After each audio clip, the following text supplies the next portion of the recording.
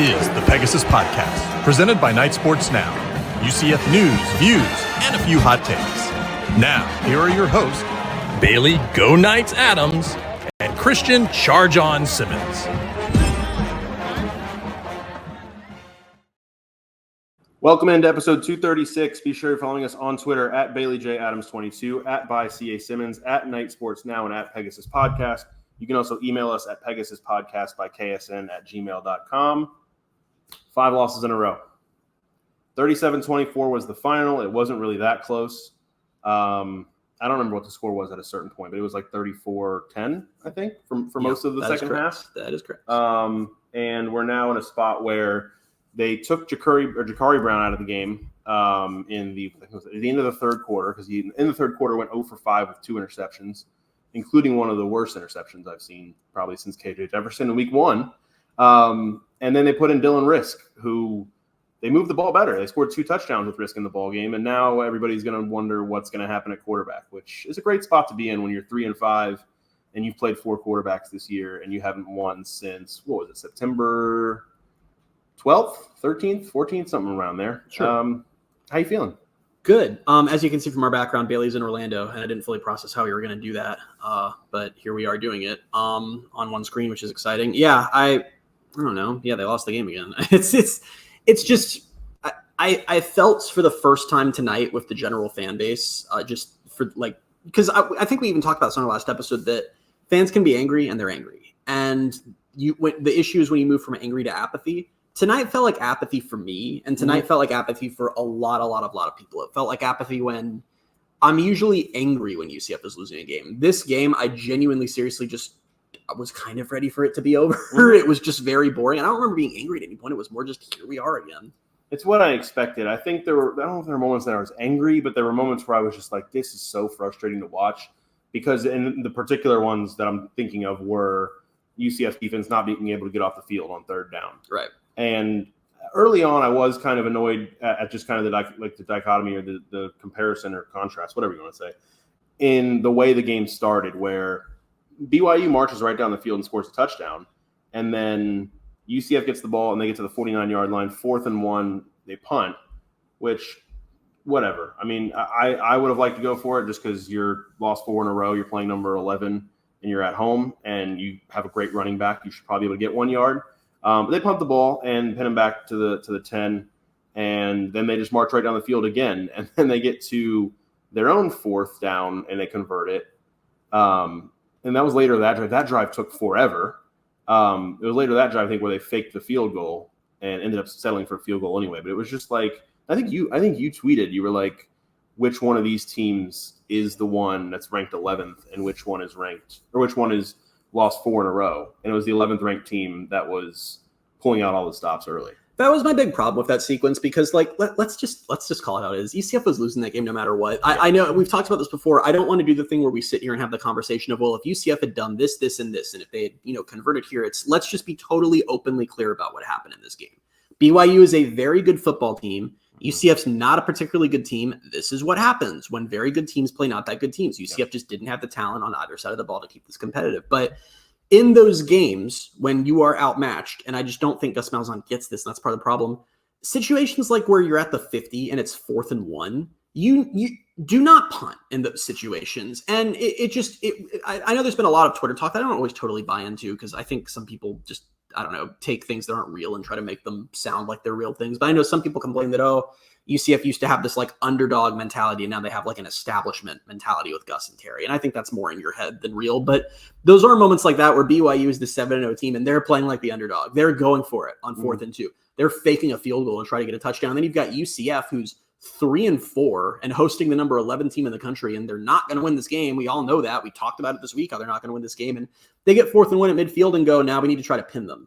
It's just, that mentality is to me, that's Gus Malzahn having spent his whole career being always the top dog and not understanding that you are not that now. And at some point you have to start coaching like it. And knowing that you can't rely on your defense, because that's what that move is. Like, okay, we pin them deep, we'll let our defense will do the work. No, the defense is not good. Right. The offense isn't good either.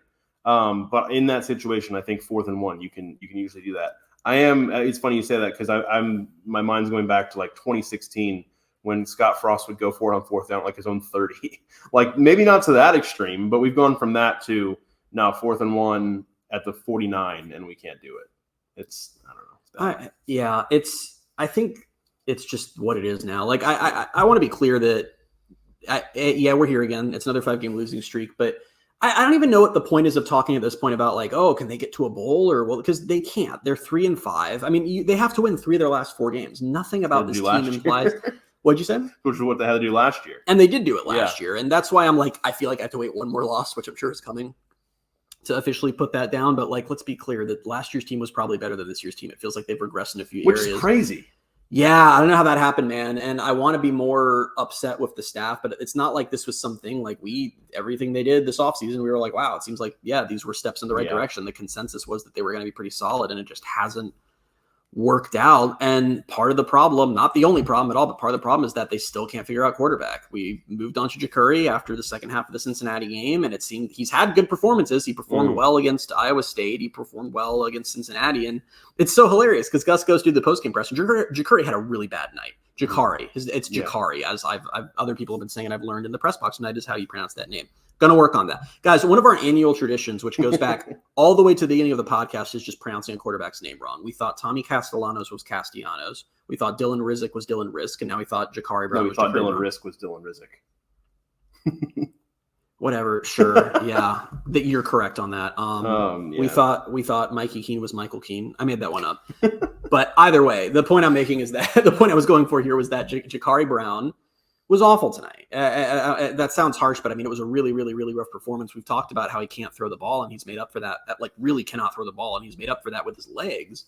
And what happened tonight, Gus straight up called it in his postgame presser. Gus said what happened was they took away the QB run, and then he pauses and goes, and I guess that's what teams are going to do to us now. And it's like, yeah, that's how that works, is you switch. And that's why I didn't want people to take Iowa State as some big statement on, oh, they're moving in the right direction, because that's what Iowa State was UCF's trying a new quarterback. Iowa State wasn't fully ready for it because they're not scouted. It created some opportunities for UCF. They still lost the game because they're not that good of a team.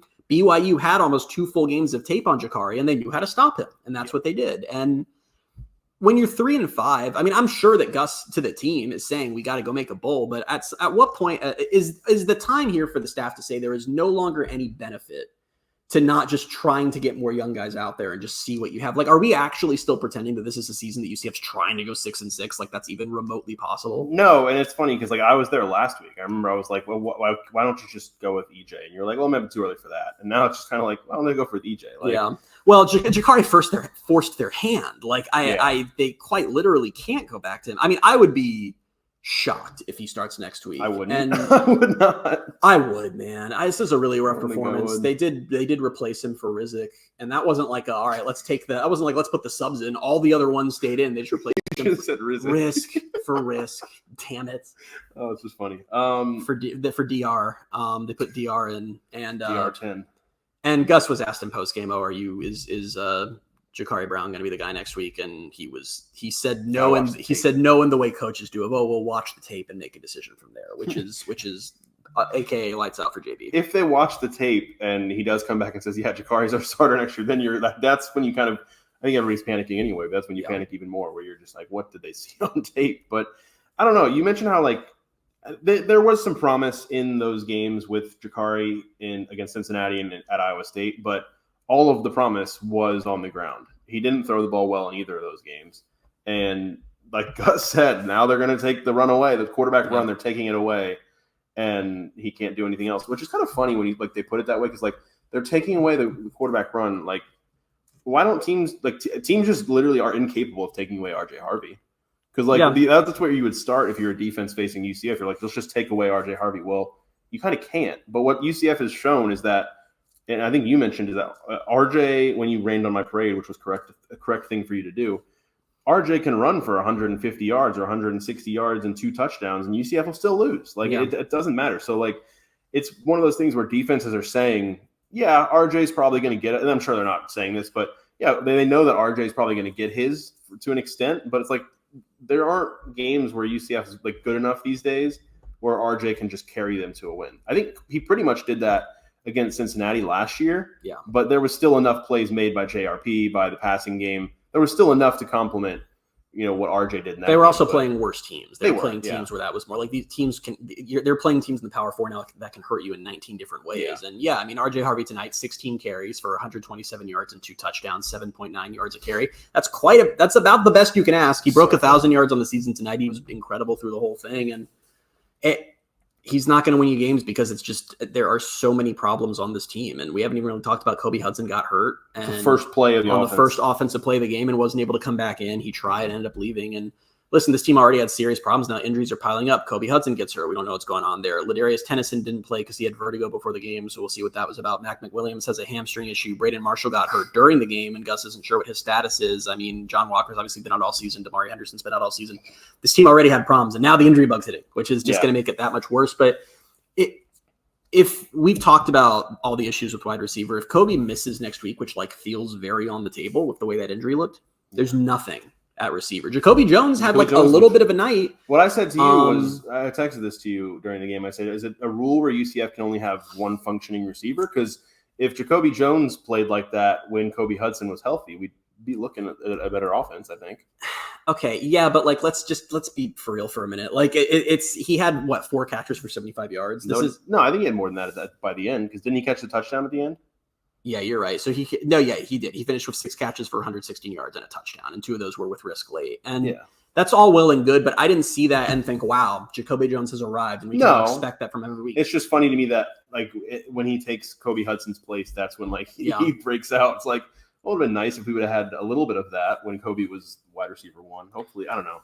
I worry about where we are in the season and whatever that injury is with Kobe. Because if he just shuts it down, I don't know to him what the benefit is of coming back. I mean, I think he has some really good tape. This season has not helped him draft wise by no fault of his own. Right. But I don't know. I don't know. And again, we don't even know how serious the injury is. Because if it's a 2 or 3 week ankle injury or whatever it was, then you're kind of just all right. He'll be back for the bowl. Yeah, come back for the bowl game, which he will definitely not opt out of. That will definitely exist and be played. So I don't know. It all sucks. Who would you start quarterback next week? So this is interesting because to me it's obvious. Just start EJ. And we started to have this conversation in the car, and I told you to stop because we have a podcast. Mm-hmm. I told you to stop. I started the conversation. I think I asked you the question. You did. I think you did. I'm not saying that I'm out on.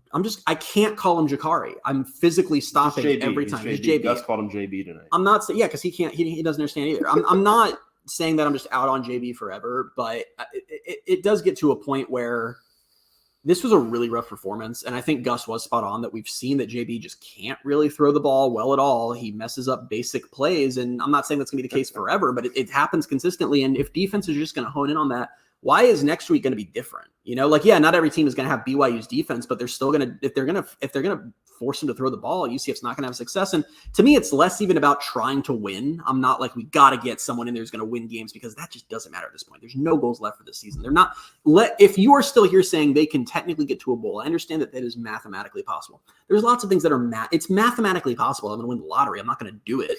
It's over. They're not going to a bowl game. And you just have to start thinking about what's valuable to the team at this point. And they've talked like EJ could be the future. Mm-hmm. And I don't see why you don't, at this point, just give him the space game and just see what you have there. That doesn't mean you're locked in on him for the rest of the year. There's nothing else, but just see what you have.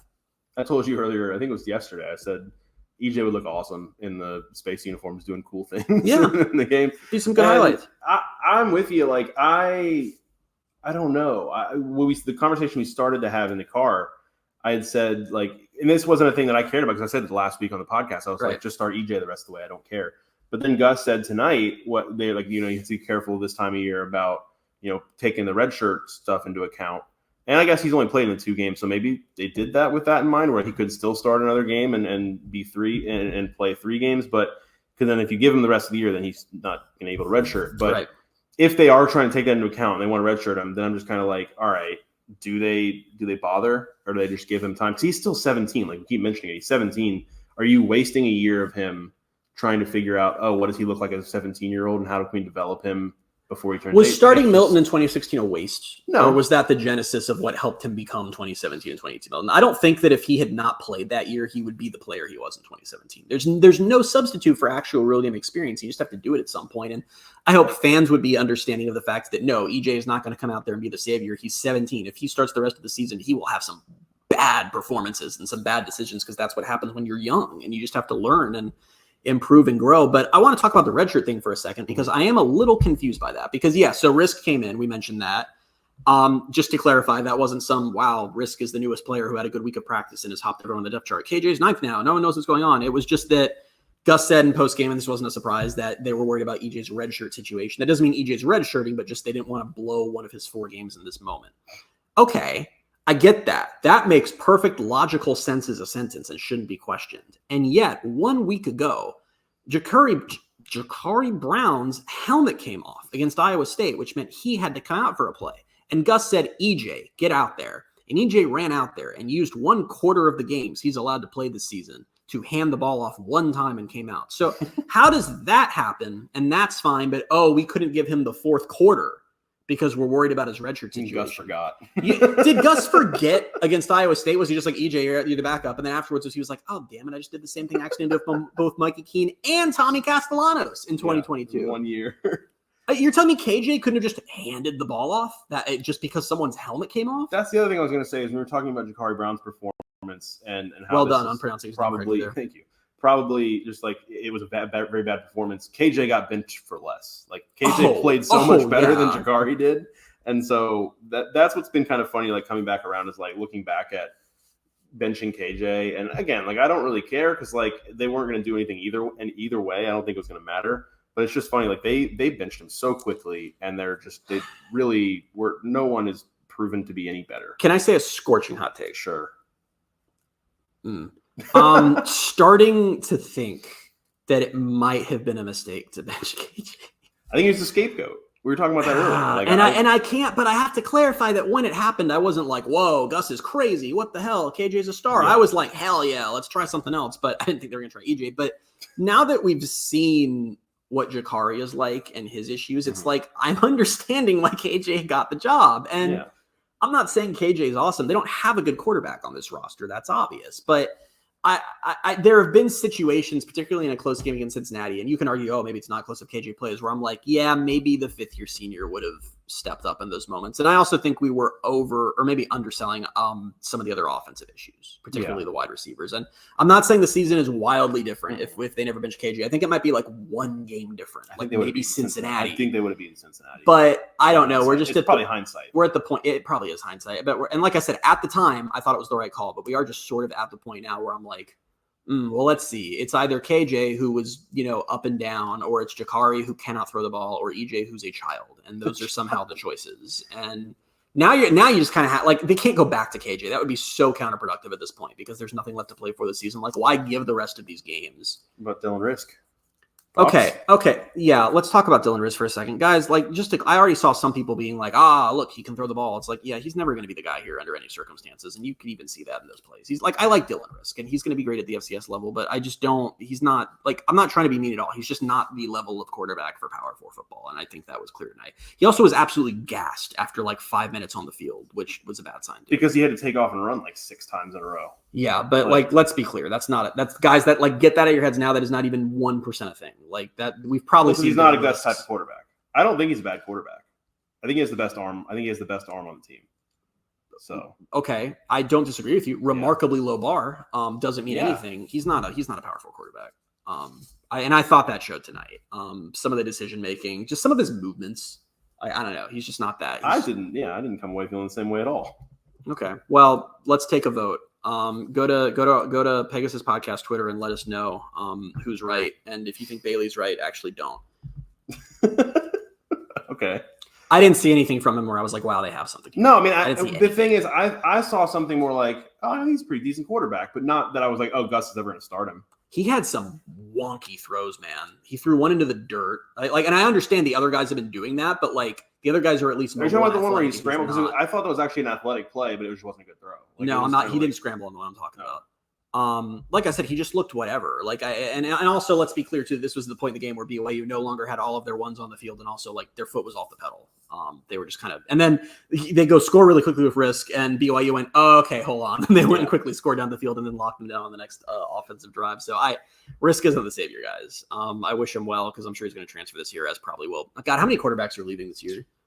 Probably a lot, since they've all been given a chance. And it's just going badly for basically everyone. But yeah, I mean, EJ's the closest thing you have to the future. There's a very real chance there's no quarterback on the roster right now who is the future, but EJ is still your best bet. And I don't know how you just, I mean, Gus himself goes in that presser and says, yeah, they figured out that they can just stop the QB run and we can't do anything. When the coach is admitting that the current quarterback can easily have the whole offense shut down if one of his things is taken away, I don't know how you then start him the next week. What scares me was like, was that news to him today? Like seeing that today, was he like, oh shoot, I didn't see that coming? I don't know. They probably were worried about it, but it's like, what are you going to do? Like preemptively bench him because you think a team might try that?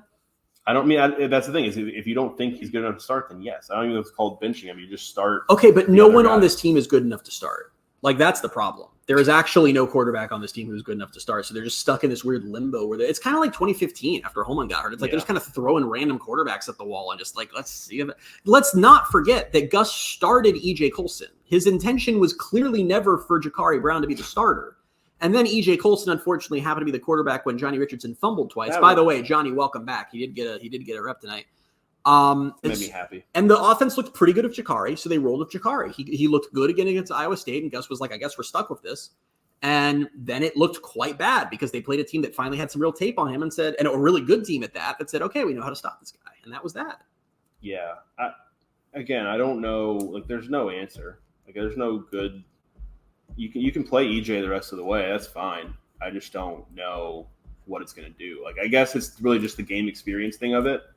But other than that, like, I worry they put him in there and then knowing Gus, like, he's like, I don't know. And then he goes and gets another portal quarterback in the offseason. I think the biggest takeaway from the quarterback stuff is it's just an indictment on Gus and the staff because this is year 4. And they're somehow in a situation where, A, they've got me craving John Rice Plumlee, which is not something I ever thought I'd feel.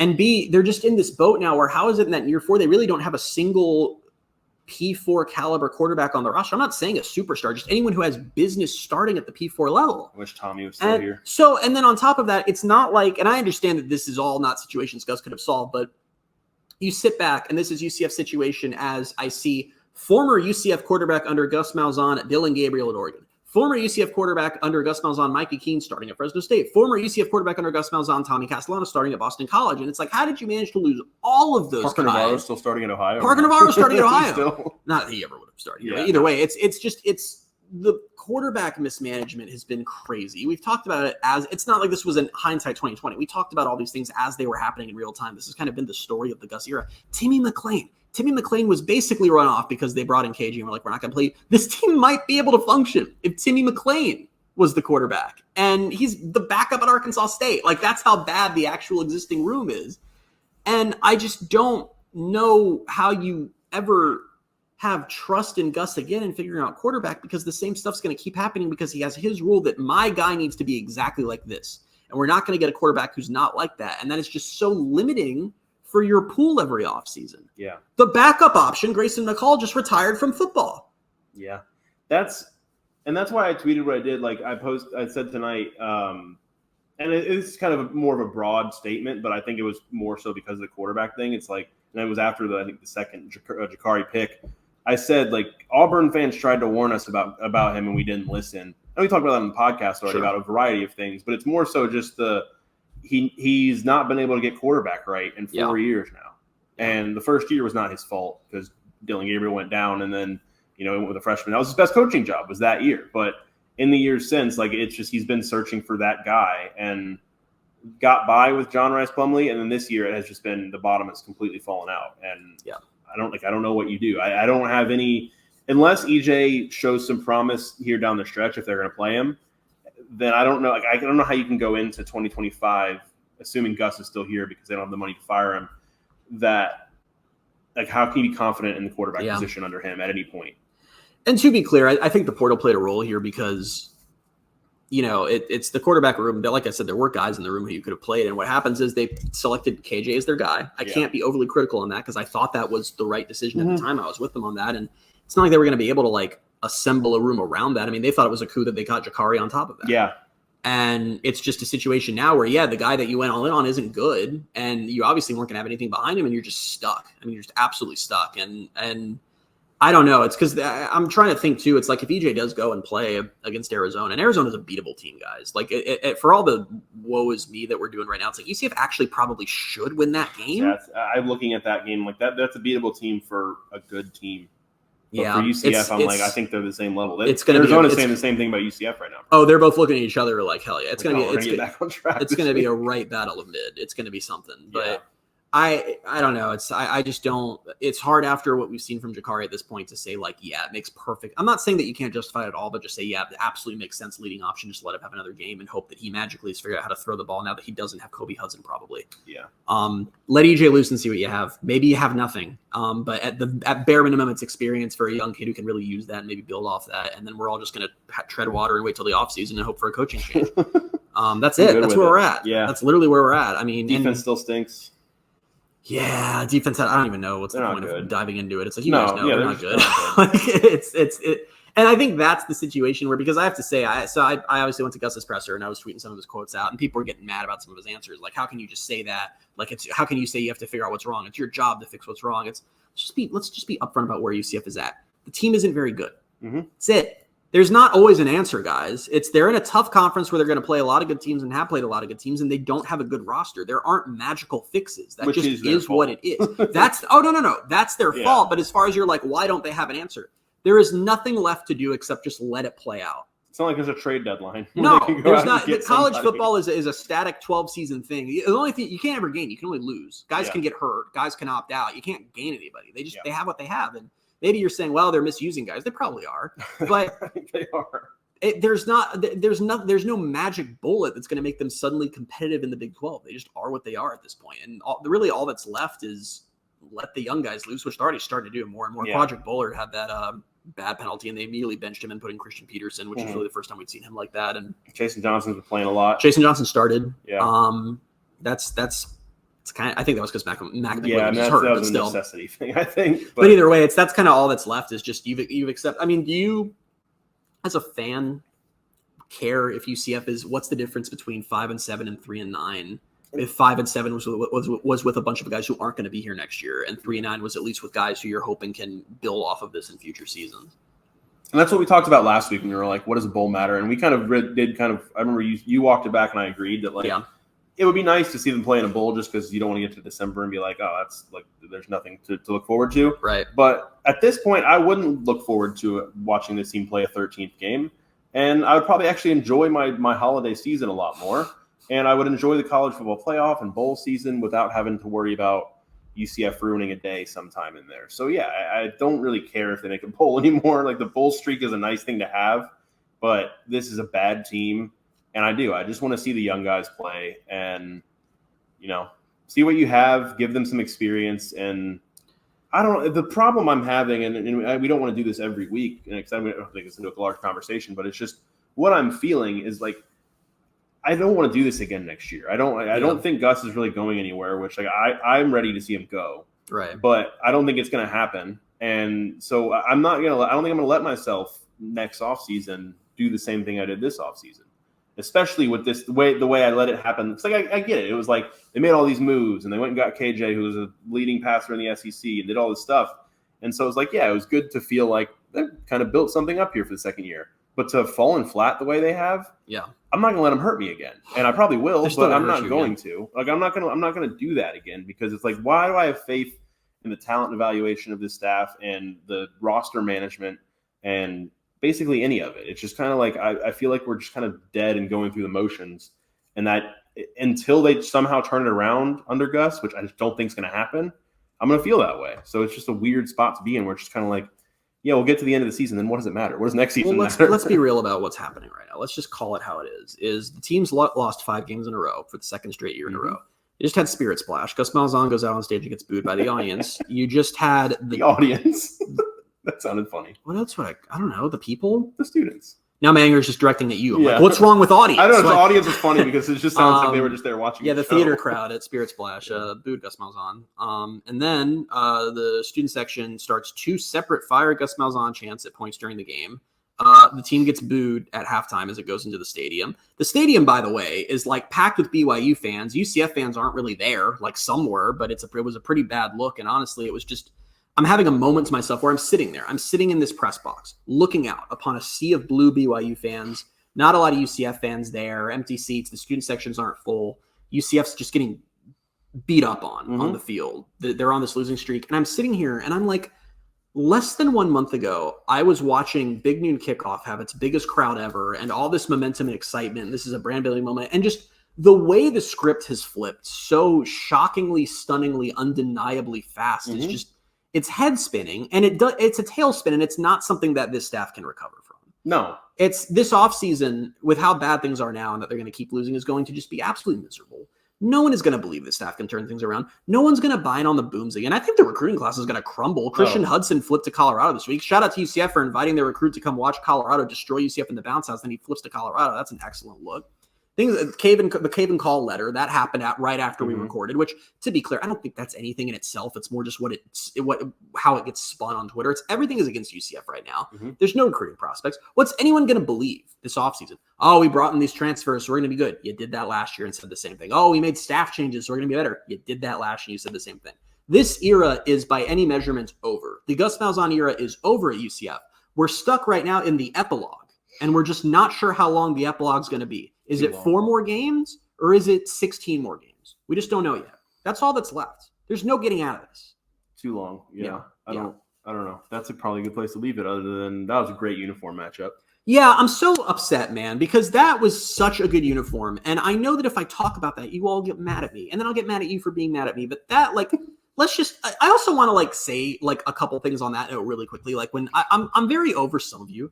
I'm over when UCF tweets, like, here's our uniform. And you're like, win some games. Do you think the equipment staff is like, yeah, we're the ones who said start Jakari? Like, it's like it's not all of UCF athletics' fault that the football team is not succeeding. And like, you don't have to be like that lame about it. Like, the equipment team has created some awesome combos this year, and they've looked great. The team's been super well dressed. This look was awesome. It's throwback look, and also, like, I don't know. I know a lot of fans have, like, I'm just doing it now. I'm talking about the uniforms. A lot of fans have clamored for like a true throwback of like the jerseys of the early 2000s.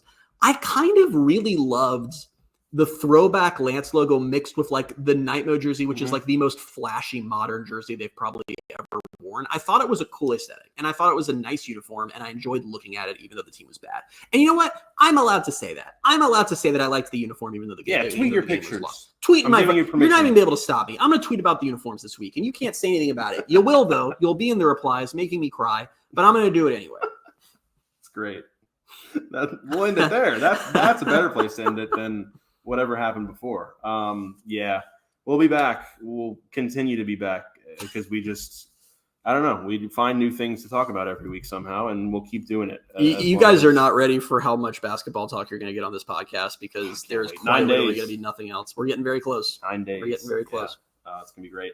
But yeah, we'll be back. Until then, you can find us on Twitter at BaileyJAdams22, at ByCA Simmons, at Night Sports Now, and at Pegasus Podcast. Thank you guys so much for being with us, and we will talk to you soon. Bye, everybody.